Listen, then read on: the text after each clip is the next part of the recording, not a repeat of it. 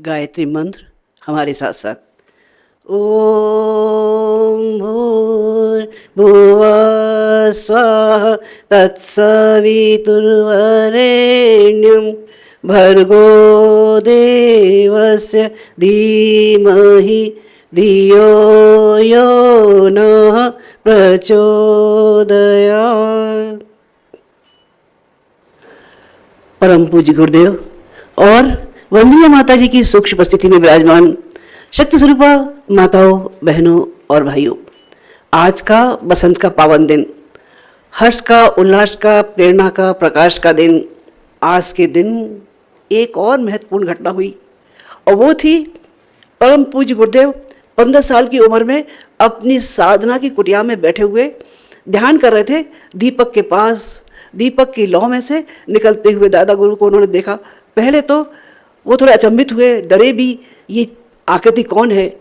लेकिन दादा गुरु ने समझाना शुरू किया, वो तो डरो मत, हमारा तुम्हारा कई जन्मों का साथ है। गुरुदेव ने ध्यान लगाया तो उन्होंने देखा कि एक जन्म उनका वो था जिसमें एक मुस्लिम जुलाहे के यहाँ उनका जन्म हुआ, और जन्म के साथ जब वो बड़े हुए तो उनके विचार इतने तीक्ष्ण थे कि उनको जो भी कोई सुनता था वो उनका प्रशंसक हो जाता था, उनका अनुयायी हो जाता था। उनके विचारों को हिंदू और मुसलमान दोनों ही बहुत पसंद करते थे। लेकिन मुसलमानों को ये बात अच्छी नहीं लगी कि एक मुस्लिम बालक हिंदू धर्म के हिसाब से उनका प्रतिपादन करे।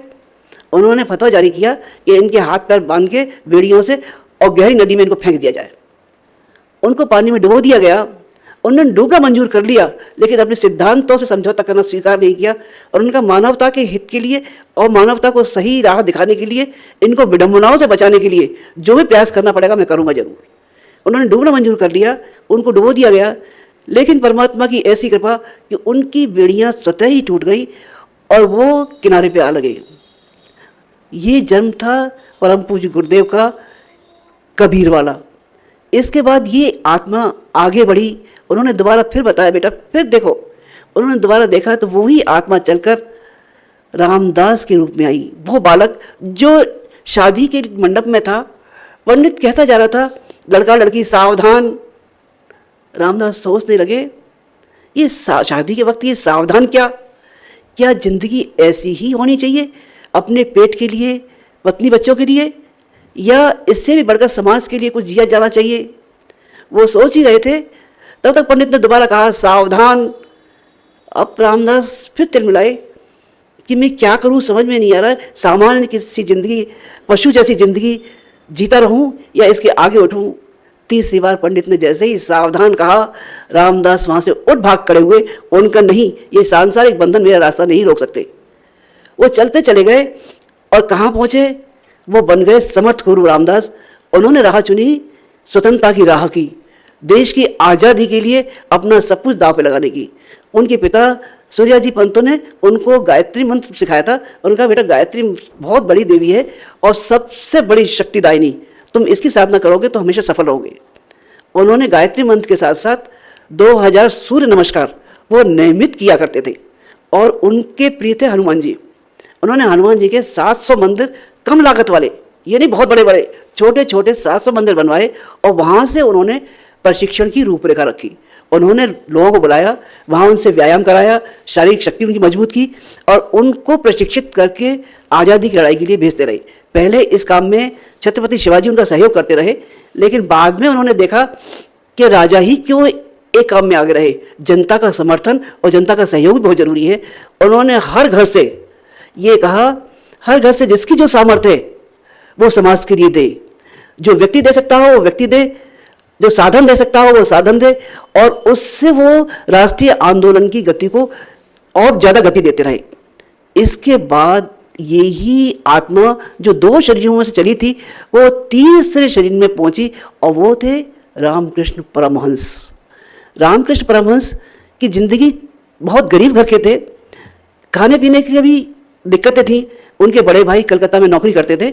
उन्होंने अपने पास ही रामकृष्ण परमहंस जी को बुला लिया और उन्होंने कहा कि यहाँ कलकत्ता में कोई नौकरी वोकरी मिल जाएगी, वो कर लेना। तो उन्होंने एक मंदिर में उनको पुजारी के तौर पर रख दिया।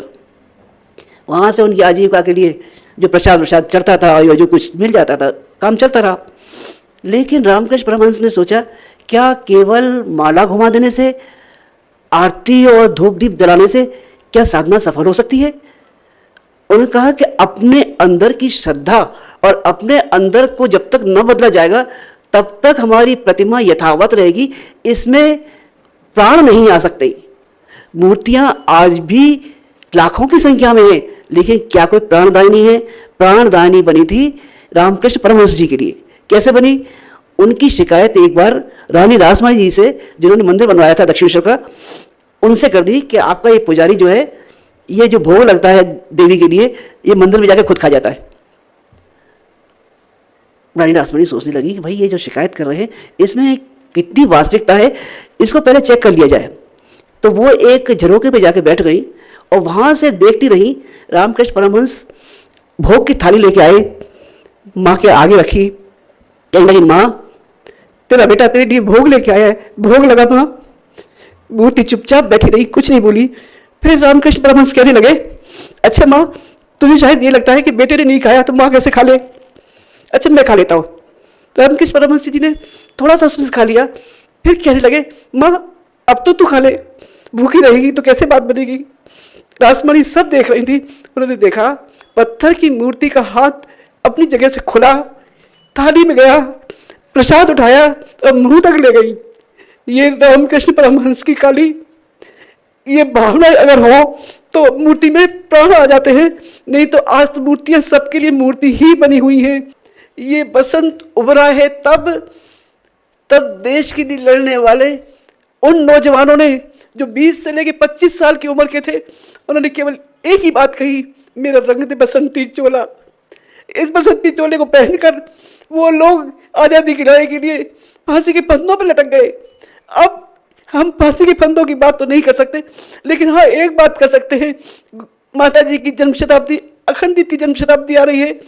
हे गुरुदेव, हे माता जी, हम आपके सपने पूरे करने के लिए प्राण से जुटेंगे और जो आपने हमको बसंती चोला पहना है उसकी लाज रखने के लिए हम जन जन तक प्रेरणा का संचार करते रहेंगे।